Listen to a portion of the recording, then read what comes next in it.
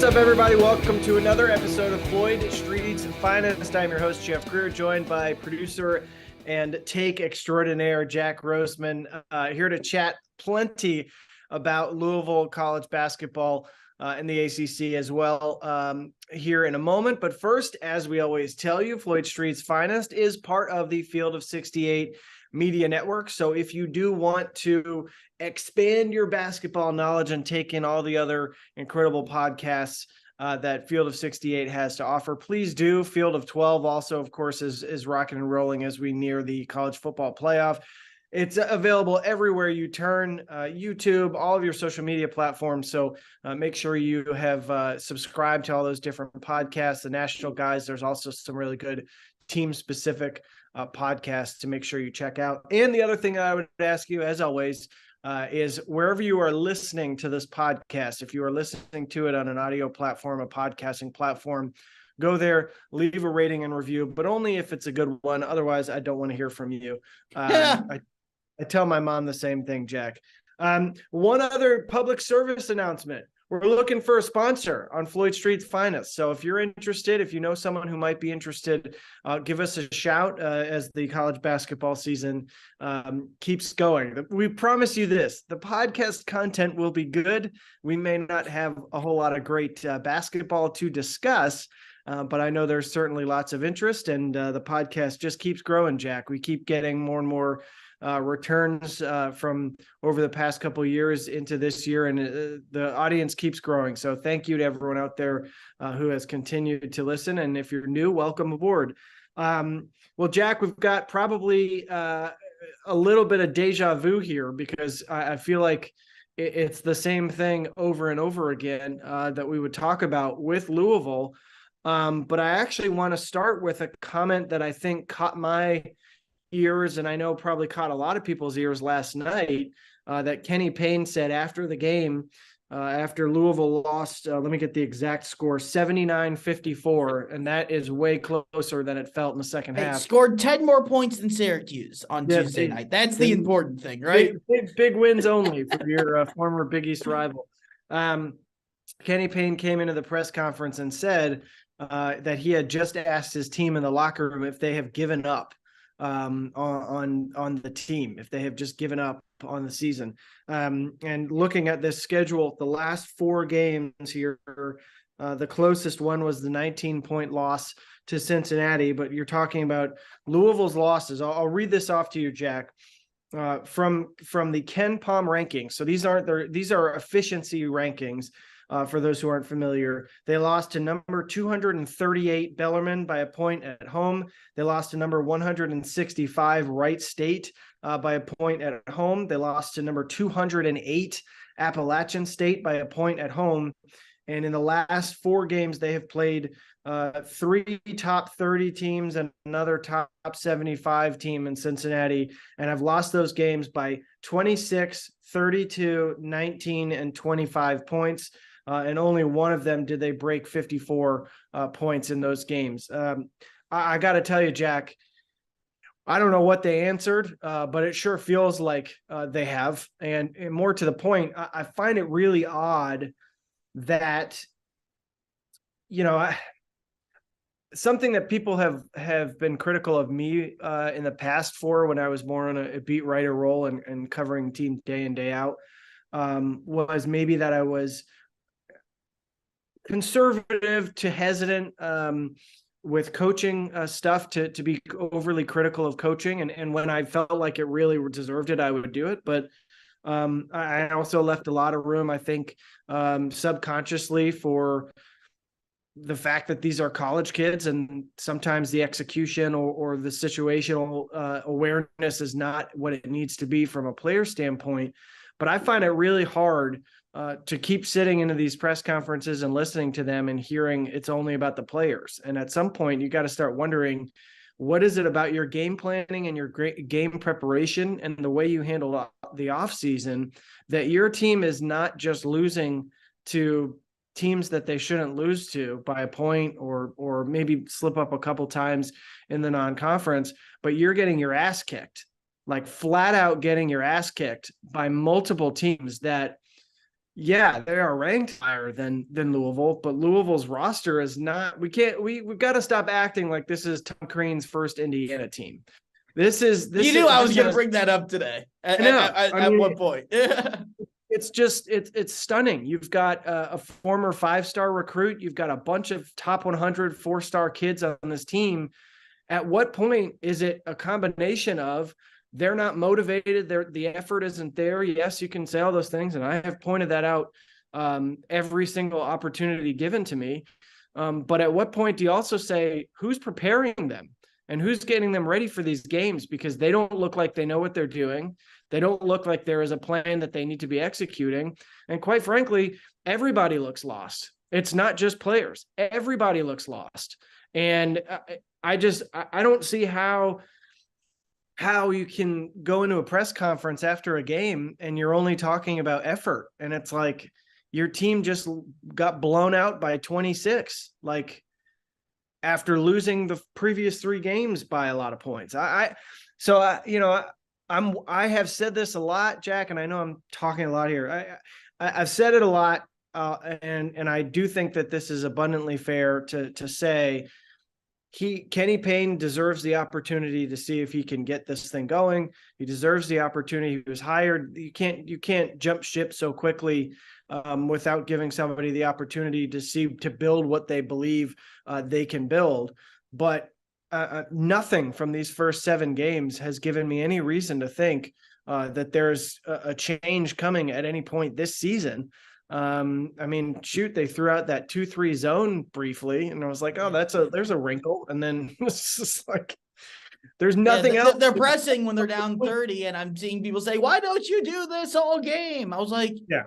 I mean, like, first, you can't when L. Ellis is really your only guard. you just can't do that. You're going to not literally, but you're going to kill L. Ellis if you tried to press 40 minutes a game with that. You just can't do it. You don't have the pieces to do that. But to me, the bigger thing is less about this year and how bad this year has been so far. 0-7.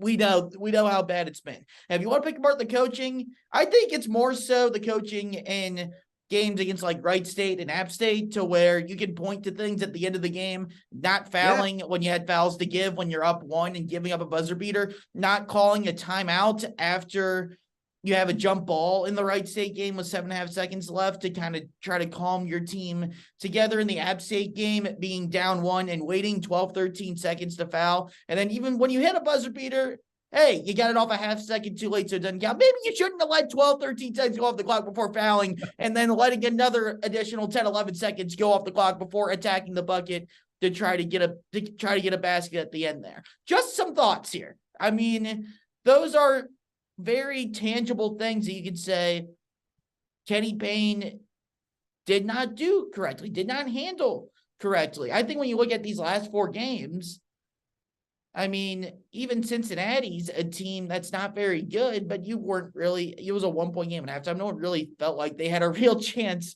to win that game. It's just they're outclassed. They're outclassed every time they take the court against teams that are anything but like a Wright State and Appalachian State. Anytime they play a high major team, they're going to be outclassed this year, other than maybe when they play Florida State, which they get them twice. Thankfully for them, they get them twice. Speaking of teams off to brutal start. Well, Jack, I want to throw these numbers at you. Okay, I've been but before, I want to say the bigger thing though that worries me, the recruiting. Kenny Payne was brought here to recruit, and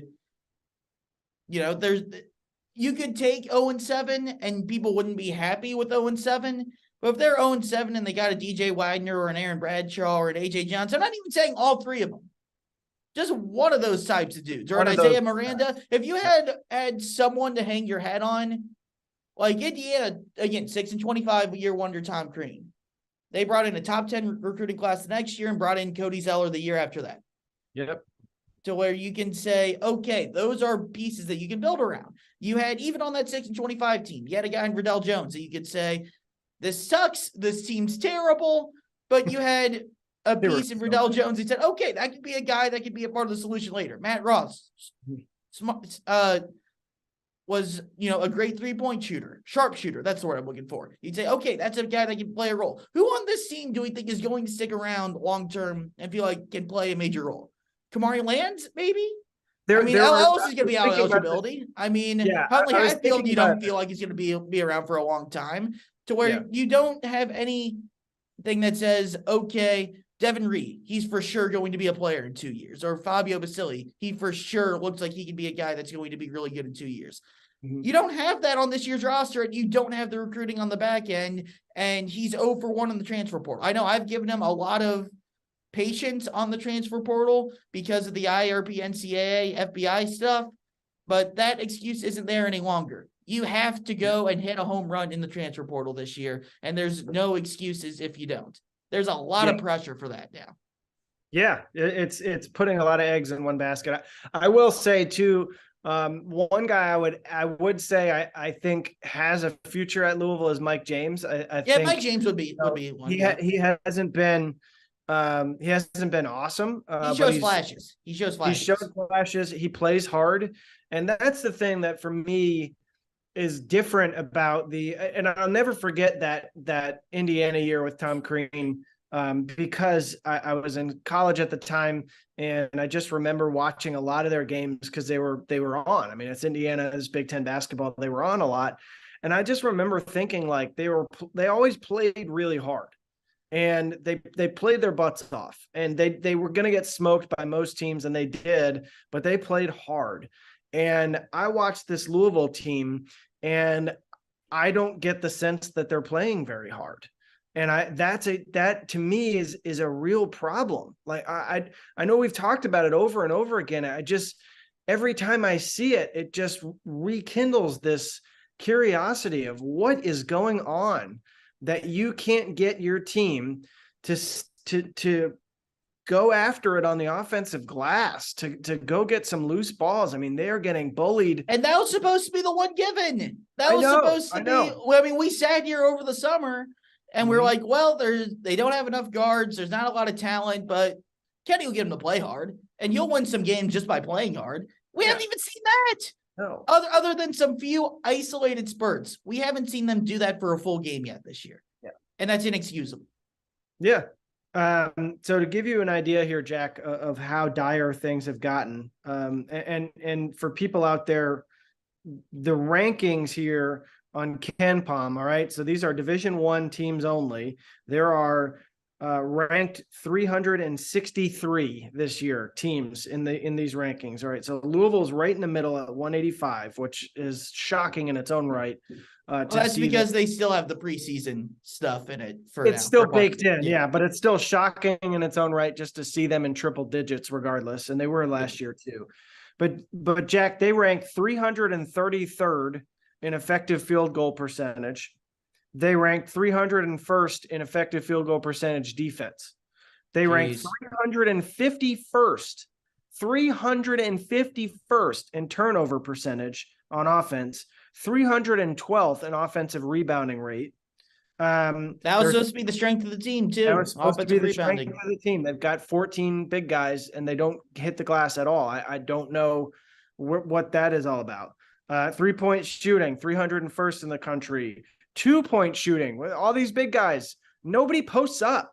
And when they do, I don't know what I'm watching. It's like I'm watching someone holding down the R1 clutch, posting up in a video game and not really remembering any of the buttons to make a move. And they just keep shouldering the guy and then they pass it out again. 2-point field goal percentage, 319th. But here's the one that combines the effort that we're talking about with some of the game smarts and the preparation and like things that make it a little bit harder for me to just blame it all on effort and therefore blame it on players entirely. Louisville's non-steal turnover percentage, which is a nice new addition to KenPom over the last couple of years. That means a turnover that is not a steal for the other team. So an unforced error, basically. Yes, an unforced error.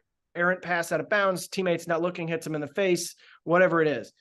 Louisville is 339th in college basketball in that category, and average they're at 12.8. So basically 13% with those non-steal turnovers. I got one more for you. Those are problems, Jack. Those are huge problems. Yeah, I got one more for you. Louisville is 361st out of 363 teams in assist to turnover ratio. Yeah. Which, by the way, Florida A&M's dead last. But my question then, I guess, is, and I'm kind of asking this rhetorically, I don't know what the path out of this is. There's not one. Well, and it sucks to say, but this isn't the NBA. There's no you can't trade number one draft pick. I know people like to call the transfer portal free agency, but that doesn't continue into the season like it does in pro sports, which is a good thing for college sports, I'd probably say. Yeah. But you can't add pieces to your team. You can't tank and take DJ Wagner with the number one overall pick of the college basketball draft over the summer. There's nothing good that comes out of this. There's no bright side to look at. It's just the team's bad. The roster isn't good enough. The coaching staff hasn't been good enough. And you're 0-7 because of it. And you're stuck to where you have the pieces that you have. You can't change them. You can't change them mid-season. There's nothing you can add to try to make things better. To where you're just stuck and you have to sit in it, and it's going to suck. And you have to hope that Kenny Payne and Nolan Smith and Danny Manning and Josh Jameson are able to get some dudes in recruiting-wise, or more importantly for this next upcoming season, because there's not a lot of options left in 2023. You have to hit the transfer portal, and you have to be spectacular in it. That's what this is all about now. And that stinks to say here in late November, early December with Louisville basketball, a program that rightfully so is so proud and has so much pride and has so much history and so much success. But this season's over, man. It is. Oh, yeah. There's nothing. I mean, I'm looking at the schedule on KenPom right now. I've heard people say, oh, they could beat Syracuse, who scored 44 points at home against Illinois on Tuesday night. Syracuse is 80th in KenPom. And as you said, Louisville already has losses to 238, 165, and 208. Do we really expect them to beat 80 in KenPom? Pittsburgh. Oh, they can beat Pittsburgh. Pittsburgh's 88. Boston College. Oh, they can beat Boston College. Boston College sucks. Boston College is 109. Florida State, who we joked about earlier, they're 1-7, 1-8 right now. They're 164th. They're still 20 spots ahead of you in KenPom. And I get it, the KenPom rankings aren't the end-all, be-all of everything. But to sit there and say, oh, they can for sure beat Florida State on the road next weekend. And Florida State's been incredibly disappointing. Yeah. But they've lost to teams already that are ranked a lot worse in KenPom than these teams are. How can we expect them to win those games? You can't. Yeah, you can't. That's and what improvement have they shown to say they can get better to where they can eventually win those games? There's nothing. There isn't anything. And that's the thing is, you get I know Kenny Payne said this after the Maryland game, you get a clean slate with the ACC schedule. But I mean, I don't know that is the motivator that he might think it is, because I don't think that there is. It's hard for me, like you said, Jack, to find any reason why, if I were on the team, I would have confidence that anything could change in a way that you go and win any of these games. Now, that being said, they're playing. They've got Western Kentucky, Florida A&M, and Lipscomb at home. I would say Florida A&M's the one I look at. Yeah, you look at Florida A&M. They are one of the worst teams in all of college basketball coming to Louisville. But even Lipscomb's well drilled, good shooting team. They don't turn the ball over. They're good on the glass. They're a good mid-major program. They're like St. Bellarmine. They're a good mid-major program. Exactly, and that's problematic. But you're right. I mean, look. You go down the list of the ACC teams. I think Florida State and Georgia Tech are probably both the other three make up the rest of the three of the worst teams in the league. But Georgia Tech's 53 spots ahead of you in KenPom right now. I know. Yeah. And you talk about like Boston College has had some bad losses. and their roster isn't great, but I'll tell you what, I would take a couple of their guys and their coach, in those situations, because their coach has won some big games, or at least some games that would suggest that he can coach. They've won games. They've won a game. They've won a game. They've won multiple games even. Yeah, and I swear I'm not being a homer and a honk for Pitt, but I do think that there's enough talent on that roster. I don't think the coaching is great, but I do think there's enough talent on the roster that they should get to like 6 or 7 ACC wins, which isn't great by any stretch, but they've got a roster that is built out. They've got a roster construction that has guards and wings and big guys, and we can't go through the whole season talking about roster construction. At some point it turns to, okay, this is the team you've got. This is the team that you built in a brief time. Maryland came in last night with a team that was built in the same amount of time, and they're 7-0. They've beaten Miami. They looked really good. They looked like a team that will be a factor in the Big Ten. I don't know if I won't consider them like a Big Ten title contender, but they're certainly a tournament team and a top 6 team in the Big Ten, which is a tough league. they've overachieved big time. I mean, we thought of them going into the season as, picked very near the bottom of the Big Ten. And Kevin Willard's done a fantastic job of getting them to 7-0, getting a couple big wins to where, they're ranked nationally right now. Good transfers. He got transfers in, built the roster, and you watch him on the sidelines. He's coaching the whole game. I mean, he did not stop coaching when he had his guys come in at the end of the bench, come in at the end of the game, and they were running through stuff, and he was coaching them through all of those things. He was in constant communication with his players. And one thing to note, Jack, I thought it was really interesting that he did not want to answer the question about his thoughts on where Louisville basketball is as a program. He's a guy who has expressed fondness for the program over many years, even long after he's left, for obvious reasons, has an affinity for it here, both being a guy who was around Kentucky a long time before he became a coach, but also then coming back to the state as an assistant for Rick Pitino. But to hear him just so bluntly say, I'm not going to talk about that.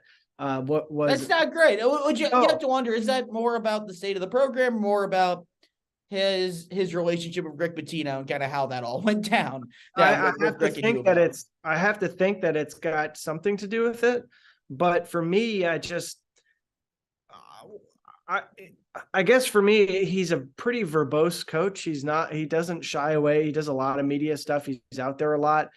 For me, it was just surprising to hear him not just say like, it sucks to see Louisville 0-7 and be struggling, but I know it's a great program with a great fan base. And even if he doesn't truly believe this, coaches always say that all the time, coaching staffs all the time, and say, I think that they'll be in good shape. I know Kenny's will have them in good shape.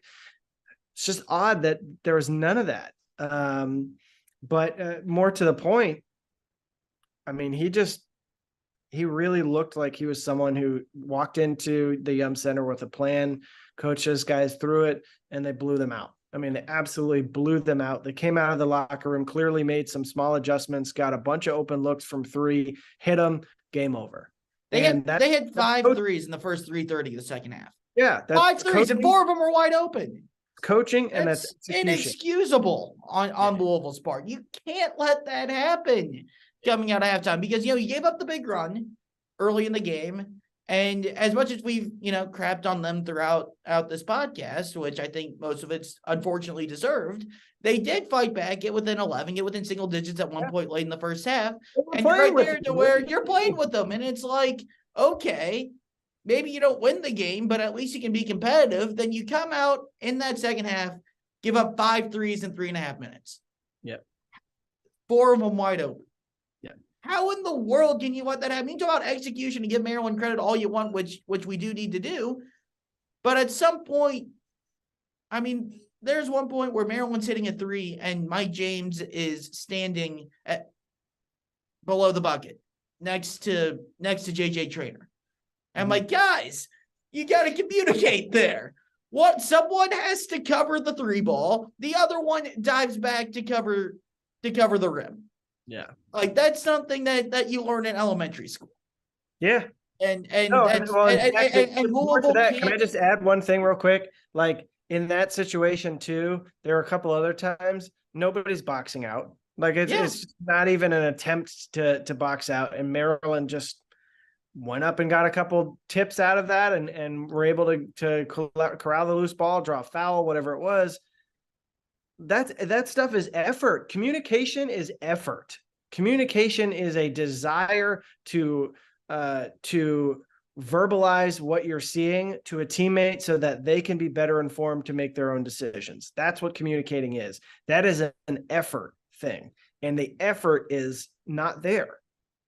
No, it's not there at all, and it's just inexcusable. There's no other way of putting it than inexcusable. Maryland was a team last year. Louisville beat them. People, remember that in the Bahamas. Yep. And they beat them by double digits. Maryland finished last year 15-17, basically the same record as Louisville. And yes, they didn't have the NCAA IRP stuff to deal with, but at the same time, they're 7-0. They're ranked. Yep. I get it that Louisville, I know people are sick of hearing it, and it's not going to affect their ability to recruit moving forward. They miss on recruits and transfers moving forward. That's on the staff. But there was a handcuff and there were issues there. I know people hate hearing that, but it's easier for Maryland to flip it around this season than it is Louisville. But the difference still should not be the start. You can say all those things were in effect and that they all were in effect. It still can't be 0-7. No. It has to be better than 0-7. And that's from someone that, like, we've given Kenny Payne every benefit of the doubt with the recruiting and the roster and the transfer portal for this year. And I don't regret doing that. And I still think that's the right thing to do. It still can't be this bad. Yeah. It just can't be this bad. No, I mean, I don't know if they win more than 2 games this year. Well, like you said earlier, Jack, it's hard to see it. I think the Bellarmine, Wright State and Appalachian State games showed you that they can, that they can still find ways to make some plays to be there. The Bellarmine game in particular, just off the start of the season, like they made a bunch of plays in the final 5 minutes to get it to be a close game and to get in position to win it. They had 2 looks to win it and missed them both. But App State, they battled back from down 17. State, they battled back, but you just kind of you're left reaching for straws after these last 4 games. There is no way, I don't care who they lost to start this season, there is no way that this roster is bad enough to lose these past 4 games by combined 25 points. There's no way that they are that bad. And that, to me, there's just so many different issues with that. But Jack, we got to wrap up here as usual. We're poor folks. I'm just kidding. That's a terrible thing to say. Only I'm poor.